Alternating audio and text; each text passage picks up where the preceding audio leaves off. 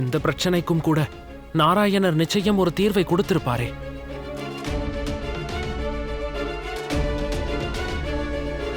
நீ கூறியது சரிதான் இந்திரா.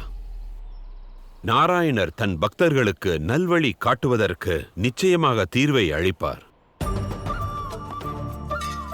ஆனால் பிரார்த்தனை செய்தவர்கள் பிரசாதத்திற்காக காத்திருக்கத்தான் வேண்டும். இந்திரா, எனக்கு நம்பிக்கை மட்டுமல்ல, அவரையே நம்பியுள்ளேன். நிச்சயமாக தீர்வு கிடைக்கும். ஆகையால் இந்திரா, நீ அதற்காக பொறுமையுடன் காத்திரு. அதாவது தீர்வு கிடைக்கும் வரை நாம் இப்படியே நமது கரங்களை கட்டி காத்திருப்பதா? இந்திரா, எங்கு பக்தியும் நம்பிக்கையும் இருக்கிறதோ அங்கு ஏமாறுவதற்கு வழியே இல்லை. அனைத்தையும் ஸ்ரீஹரி நாராயணரிடம் விட்டுவிடு இந்திரா. வா. நில்லுங்கள் தாயே. ஆம், நாராயணர் இருக்கிறார். மகாதேவரும் பிரம்மதேவரும் உள்ளார்கள். எங்களுக்கு அவர்களின் மீது நம்பிக்கை உள்ளது. நம்பிக்கையின் பலனாய் என்ன எங்களுக்கு கிடைத்தது கூறுங்கள் தாயே. அவர்கள் இருந்தும் கூட முதலில் இரண்யகசிபு, இப்பொழுது பலியும் என்னுடைய பதவியை பறித்துக் கொண்டார்கள். எங்கள் நம்பிக்கை பொய்யாகி எங்களிடமிருந்து அனைத்தையும் பறித்து விட்டார்கள். நாங்கள் தோற்றுக்கொண்டே இருக்கிறோம் தாயே. ஆம் தாயே, எங்களுக்கு இப்போது யார் மீதும் நம்பிக்கை இல்லை. நாராயணர் மீதும் நம்பிக்கை இல்லை.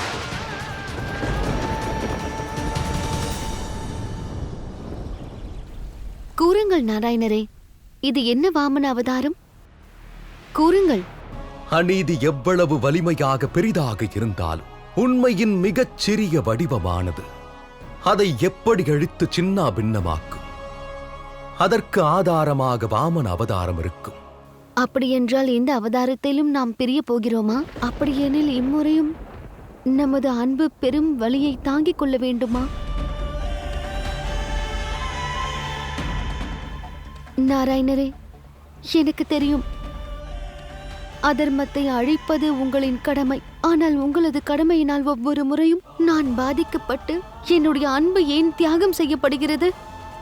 ஏன் எப்பொழுதும் லக்ஷ்மி நாராயணர் பிரிவின் வலியை தாங்கிக் கொள்ள வேண்டும்?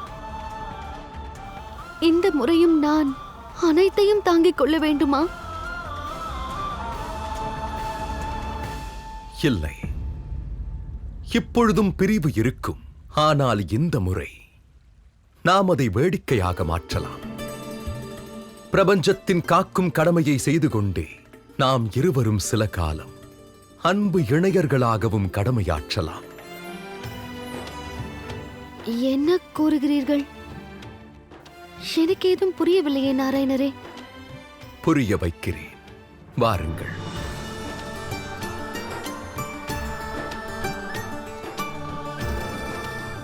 தேவமாதா அதித்திக்கு பிரசவ பலி வரும் வரையில் நான் தங்களை பிரபஞ்சத்தை சுற்றி பார்க்க அழைத்து செல்கிறேன்.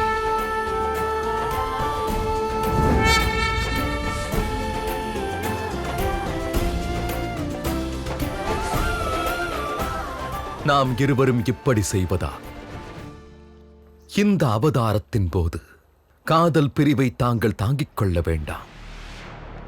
அப்படியென்றால் முன்பு பார்கவியின் காலத்தில் தாங்கள் என்னை திருமணம் செய்யும் முடிவோடு வந்தது போல இந்த அவதாரத்தில் தங்களை திருமணம் செய்ய வேண்டும் என்ற எண்ணத்தில் நான் தேடி வருவேன்.